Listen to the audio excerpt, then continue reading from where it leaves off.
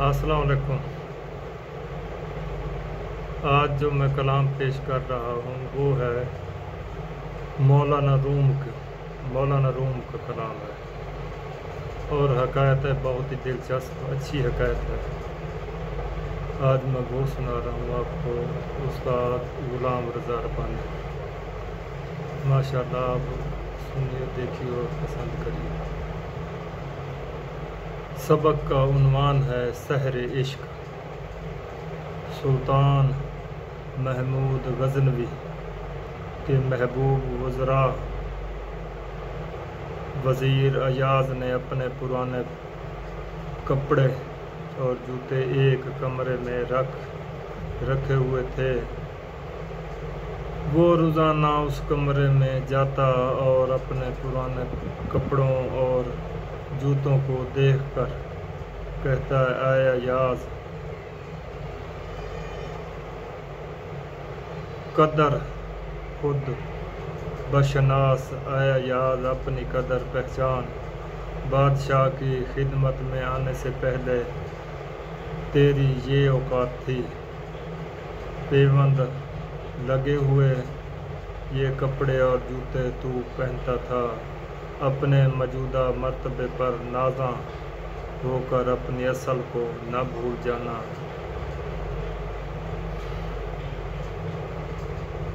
دیکھنے والے بھی قیامت کی نظر سے دیکھتے تھے۔ اس کا روزانہ اس کوٹھڑی میں جانا بھلا کب تک پوشیدہ رہ سکتا تھا؟ دوسرے امراء وزراء اس سے حسد کرتے تھے۔ انہوں نے محمود غزنوی کے دل میں شبہ ڈالنے کی کوشش کی اور کہا کہ ایاز نے ایک کمرہ زبردست تالوں سے بند کر رکھا ہے، کسی کو اس کے اندر جانے نہیں دیتا اور نہ ہی کسی کو بتاتا ہے کہ اس میں کیا بند ہے۔ ہو سکتا ہے شاہی خزانے سے بیش بہار جواہر چرا کر اس میں رکھتا ہو، اس کے کمرے کی تلاشی لی جائے، اس کے وفاداری کا بھرم کھل جائے گا۔ بادشاہ ایاز کی وفاداری اور پاک بازی پر پورا یقین رکھتا تھا۔ بادشاہ نے کہا، مجھے اس غلام پر حیرت ہے، اور حکم دے دیا کہ اس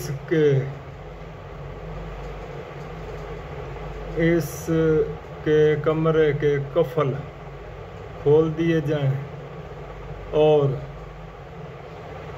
جتنا مال دولت اس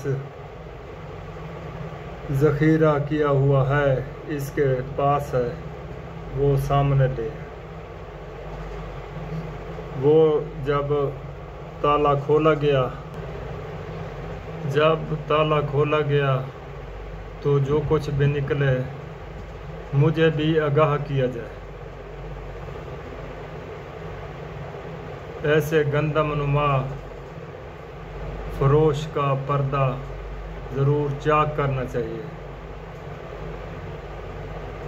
بادشاہ کا حکم پاتے ہی حاسدین نے قفل توڑ ڈالا اور یوں ہی اندر گھسے جیسے چھاچھ سے بھرے ہوئے گہرے برتن میں مکھی مچھر گھس جاتے ہیں۔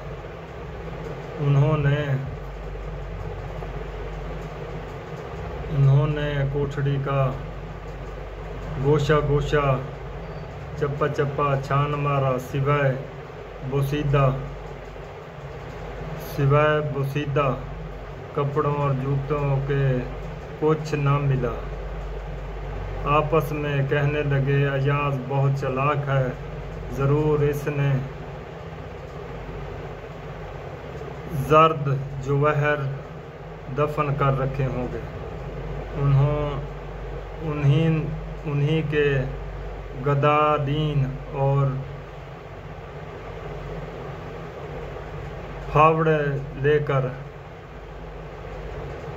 لے کر سارے کمرے کا فرش کھود ڈالا مگر کچھ ہاتھ نہ آیا۔ پھر جھنجھلا کر کوٹھڑی کی دیواریں توڑنے لگے، شاید وہ خزانہ اینٹوں کے اندر چھپا ہو۔ ہر اینٹ سے لا ہول کی آواز آنے لگی۔ آخر ندامت اور پشیمانی کا پسینہ ان کی پشیمانیوں سے بہہ بہہ کر چہرے پر آنے لگا۔ ان کی گمراہی اور بے ہودگیوں کا ثبوت وہ گڑھے اور ٹوٹی ہوئی دیواریں تھیں جنہیں ان حاسدوں نے حسد کی آگ میں اندھے ہو کر گرایا تھا۔ اس بے ہودہ کارروائی کے بعد انہیں یہ خوف دامنگیر ہوا کہ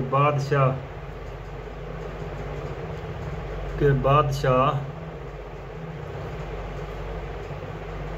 کو کیا جواب دیں گے۔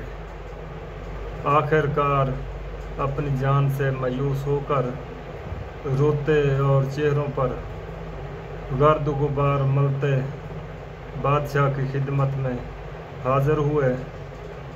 بادشاہ نے پوچھا، تم نے یہ کیا حال بنا رکھا ہے اور وہ مال و دولت کہاں ہے جو تم ایاز کے کمرے سے لوٹ کر لائے ہو؟ تمہاری صورتیں پر وحشت کیوں برس رہی ہے اور تمہارے رخساروں کا خون کون چرا کے لے گیا ہے؟ بادشاہ کے ان کلمات کے تاب نہ لا کر سب کے سب حاسد بادشاہ کے قدموں میں گر پڑے۔ ان میں اتنی ہمت نہ رہی کہ بادشاہ کے روبرو کھڑے رہتے۔ سلطان نے ارشاد فرمایا، میں نہ تمہیں چھوڑوں گا اور نہ سزا دوں گا۔ یہ معاملہ ایاز کی ثواب دیدی پر ہے، کیونکہ تم اس کی آبرو سے کھیلے ہو۔ گہرے گھاؤ اس نیک دل کی روح پر لگے ہیں۔ سلطان محمود نے ایاز کو طلب کر کے فرمایا، اے نیک بخت، تو اس امتحان میں سرخرو نکلا۔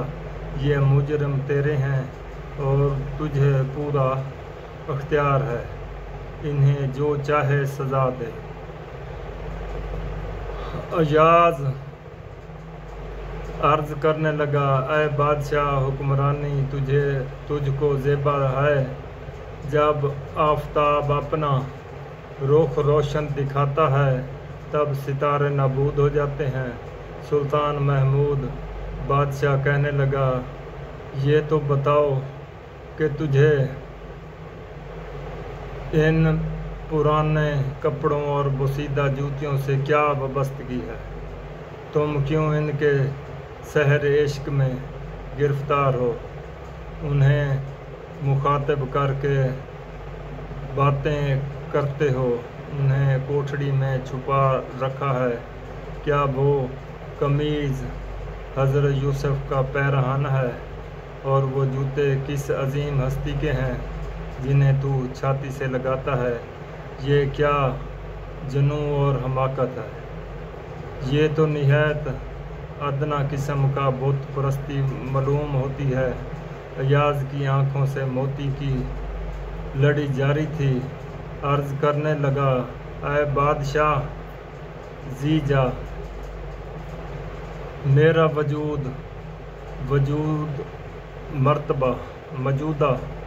موجودہ مرتبہ آپ ہی کے لطف و کرم کا کامران ہے، آپ کے لطف و کرم کا مرہون منت ہے، ورنہ میں تو حقیقت میں ایک مسکین اور بے نوا آدمی ہوں اور یہی پرانے کپڑے اور جوتے پہننے کے لائق ہوں۔ یہ میری غریبی کے دنوں کی یادگار ہے۔ ان کی حفاظت کرنے سے میری غرض یہ ہے کہ اپنے بلند منصب اور شانوں پر مغرور ہو کر کہیں اپنی حقیقت کو نہ بھول جاؤں۔ اصل میں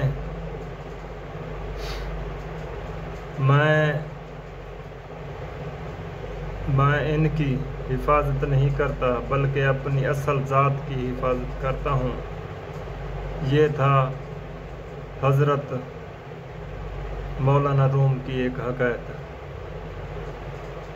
درس حیات: انسان کو ہر دم اپنی حقیقت سے آگاہ رہنا چاہیے، ورنہ بعض لوگ اپنی حقیقت کو فراموش کر کے خدا بننے کی کوشش کرتے ہیں، جس کا نتیجہ خسارے کے سوا کچھ بھی نہیں ہوتا۔ یہ تھا مولانا روم کی ایک حکایت جو میں نے بیان کی۔ استاد رضا ربانی جس نے یہ اپنی زبانی سنایا یہ کلام۔